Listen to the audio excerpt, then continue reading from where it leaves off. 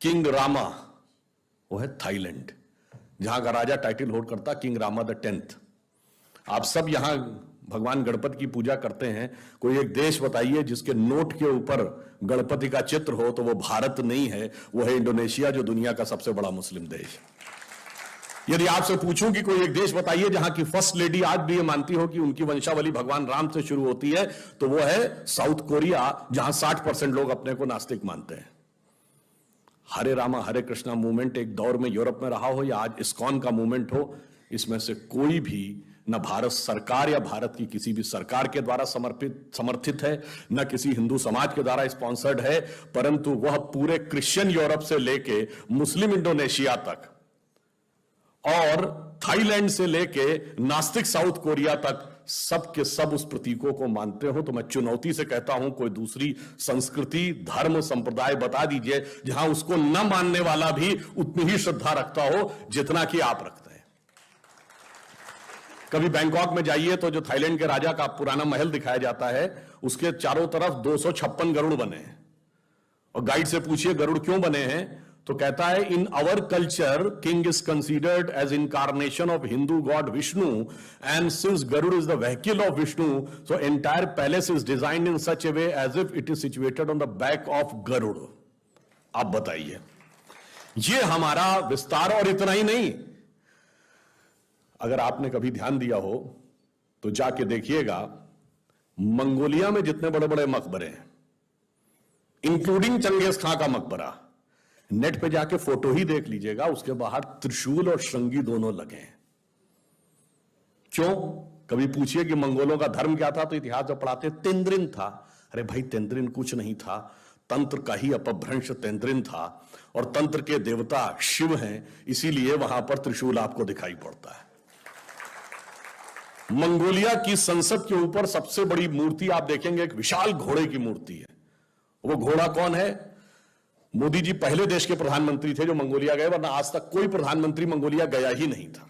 तो वहां के प्रधानमंत्री ने लौटते समय मोदी जी को क्या भेंट किया? एक घोड़ा। वहां घोड़े की जो, इसीलिए घोड़ा वहां बड़ा पवित्र माना जाता है, इसीलिए संसद के भवन के ऊपर घोड़े की मूर्ति बनी है, और उस घोड़े का नाम है कनथक। और कनथक किसके घोड़े का नाम था? भगवान बुद्ध के घोड़े का नाम कनथक था। जैसे महाराणा प्रताप के घोड़े का नाम चेतक था, वैसे भगवान बुद्ध के घोड़े का नाम कनथक था। अब आप सोचिए कितना व्याप हमारा दुनिया के भिन्न भिन्न क्षेत्रों में है, और इससे हमें समझ में आता है कि हमारा स्पेस में वैक्यूम, स्पेस में प्रभाव कितना है। और इतना ही नहीं है, स्पेस में हम इस धरती तक सीमित नहीं है, हम वो पहली संस्कृति हैं जिसने तारों की भाषा दुनिया को सिखाई, जिसने नक्षत्रों को संज्ञा दी, जिसने आकाश से गंगा निकाली, और जिसने सागर पर सेतु बनाया।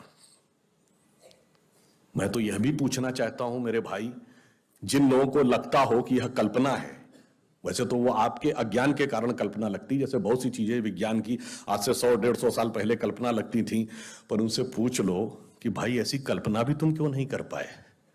उसके लिए भी तो इतनी विराट दृष्टि चाहिए कि आप आकाश गंगा तक सोच सकें।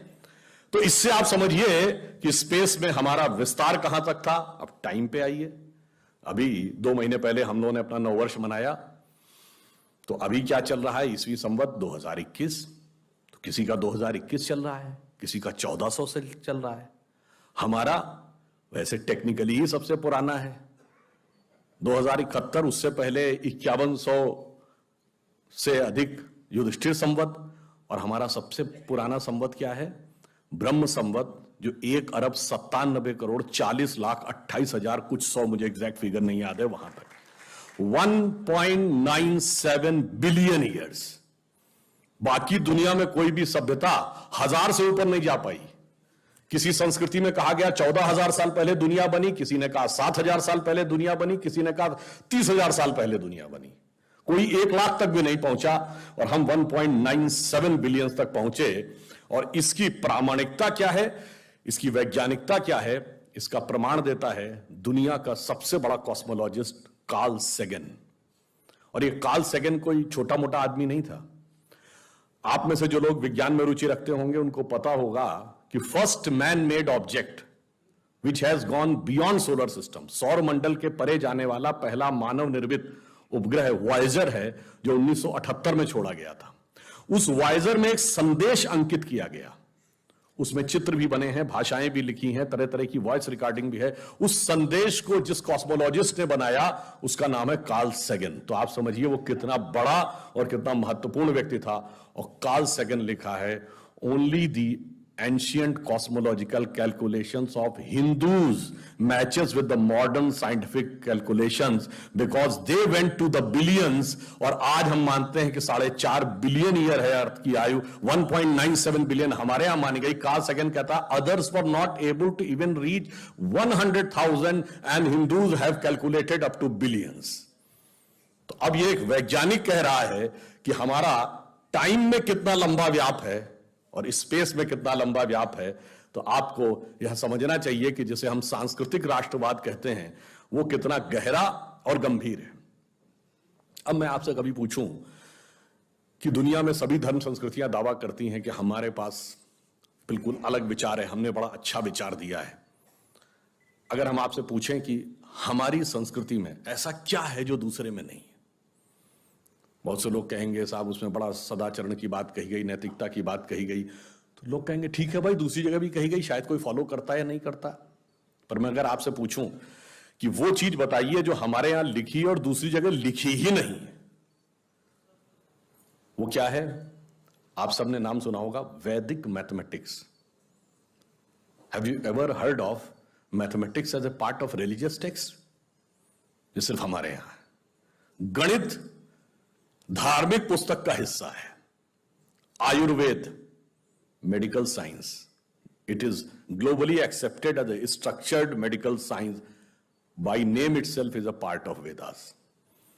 मेडिकल साइंस धर्म ग्रंथ का हिस्सा हो, गणित धर्म ग्रंथ का हिस्सा हो, ये दुनिया में कहीं नहीं, बाकी जगह विज्ञान और गणित का धर्म से संघर्ष है।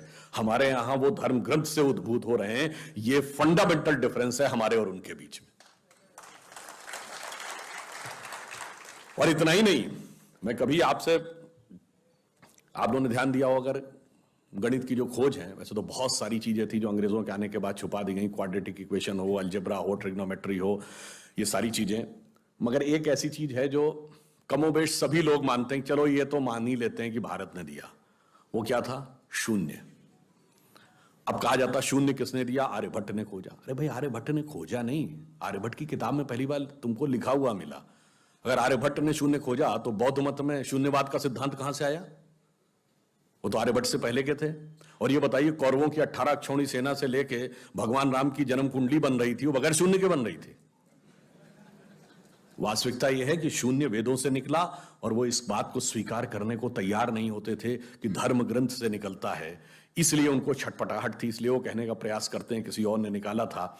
और समस्या क्या है? हमारे यहां तो भगवान राम की जो कुंडली निकली है वो जब नासा के प्लैनेटोरियम सॉफ्टवेयर में डाली गई तो 7114 समथिंग बीसी की डेट निकल आई।